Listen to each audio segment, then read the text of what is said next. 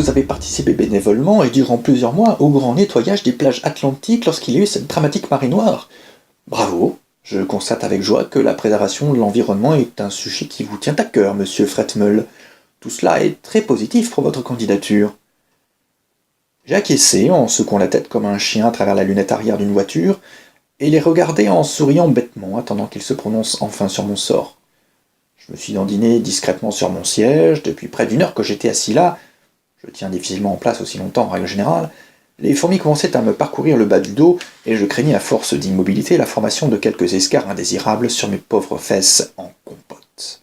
De son côté, le chef du service propreté, un petit homme trapu à la large carrure, semblait tout à fait à son aise. Il continuait à parcourir mon CV, comme s'il lisait un magazine porno, l'air enjoué, les yeux brillants d'excitation et une sorte d'écume légère pointant à la commissure de ses lèvres.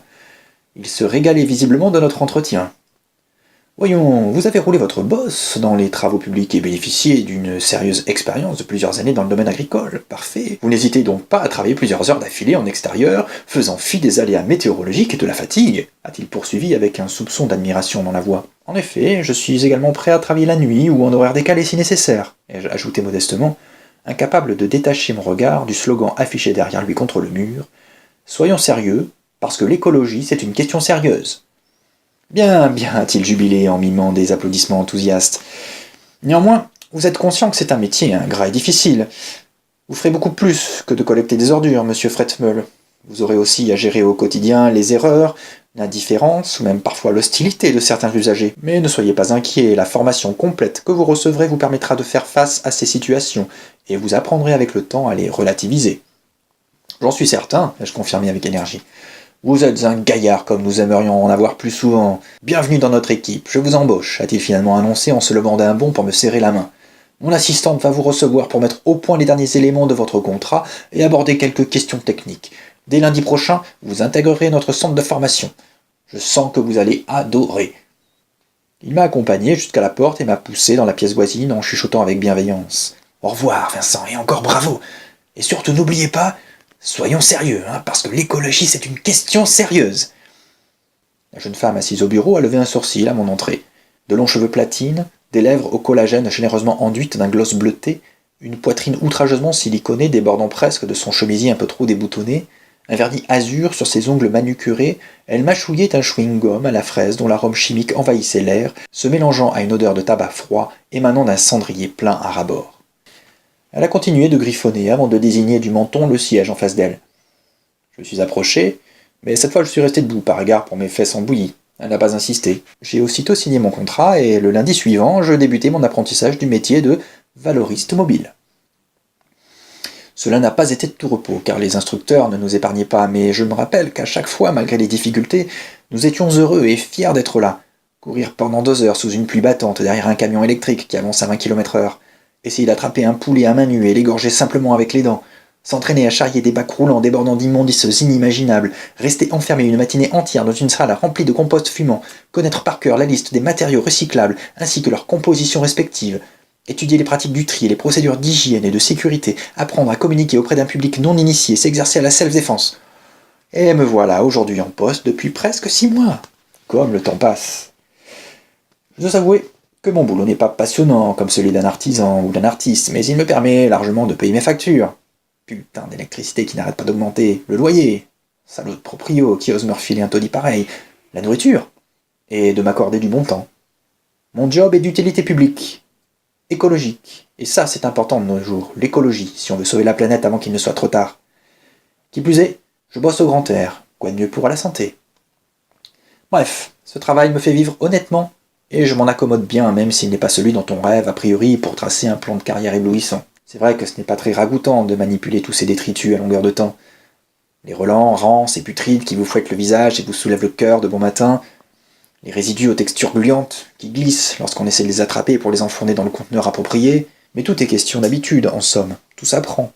Même le stoïcisme face à la tiède puanteur de tonnes d'ordures liquéfiées aux couleurs semblables à celles du vomi d'un ulcérus stomacal qui aurait abusé d'omelettes au jambon et aux fines herbes arrosées de gros rouges qui tâchent. La formation que nous avons suivie nous a préparés à affronter tout cela. Nous sommes des professionnels, parfaitement équipés pour accomplir notre mission. La direction ne lésine pas sur les moyens, et il n'y a jamais de problème en ce qui concerne la commande de nouveaux matériels. Chacune de nos tournées s'effectue en tenue réglementaire. Combinaison bariolée rétro-réfléchissante, hermétique et renforcée, gants en polyamide, double induction, chaussures de sécurité, lunettes profilées en polycarbonate ou masque étanche anti-odeur. On en impose sacrément. Concrètement, après le passage des ambassadeurs chargés d'expliquer le fonctionnement du tri aux usagers et de leur distribuer les prospectus détaillés, nous, les valoristes mobiles, intervenons au quotidien pour la collecte des déchets et le renseignement de la population sur certaines questions qu'elle peut encore se poser. C'est ce dernier aspect de mon métier que j'apprécie le plus, car nous assurons une mission de sensibilisation aux bonnes pratiques, et j'estime que le contact avec l'usager est primordial si l'on souhaite que l'action globale porte ses fruits. Un guide de tri, un memento, c'est bien, mais rien de tel finalement qu'une personne pour vous expliquer en direct la marche à suivre. Maintenant, il y a des irréductibles partout. Tiens, l'autre jour par exemple, vers 8h du matin, notre équipe est arrivée dans le quartier du Bois-Joli, qui porte assez mal son nom, puisqu'il n'y a là-bas aucun arbre, ni espace vert. Bref, c'était la fin de notre tournée. Rue des Palabres, on est tombé sur une femme qui sortait ses poubelles, plus que pleines. J'ai tout de suite vu que quelque chose clochait, alors j'ai dit à Max, qui conduisait le bahut, de s'arrêter. On a consulté le fichier central depuis nos terminaux et constaté sans surprise qu'elle figurait sur la blacklist. Madame Desglandes.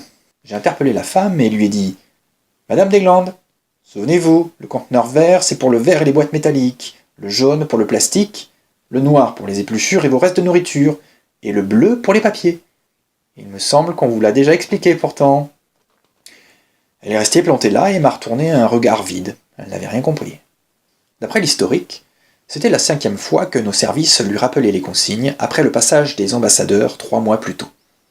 On est là pour ça, faire appliquer à la lettre le règlement de tri, et normalement, si la réaction n'est pas positive la 5e fois, il y a une sanction. Parce que l'écologie, c'est une question sérieuse. J'ai dégainé mon arme et lui ai mis 3 balles en pleine tête. 3, comme indiqué dans la procédure. Avec les collègues, on l'a découpée en respectant toutes les règles d'hygiène et de sécurité pour ensuite la trier dans nos conteneurs embarqués. Le blanc à rayures noires pour les membres et le tronc, le blanc à pois rouge pour les organes et le blanc à carreaux orange pour la tête.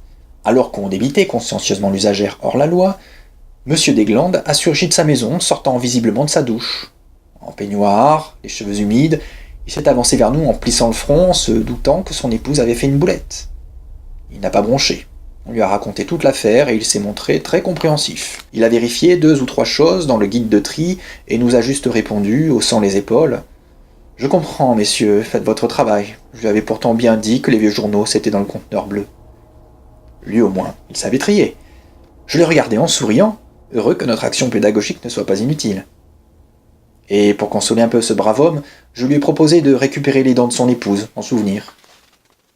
Allons, on peut être sérieux et impartial lorsqu'il s'agit de préserver l'environnement, mais on doit savoir rester souple en certaines circonstances, pas vrai ? Simplement, il ne faut jamais perdre de vue que l'écologie, c'est une question sérieuse.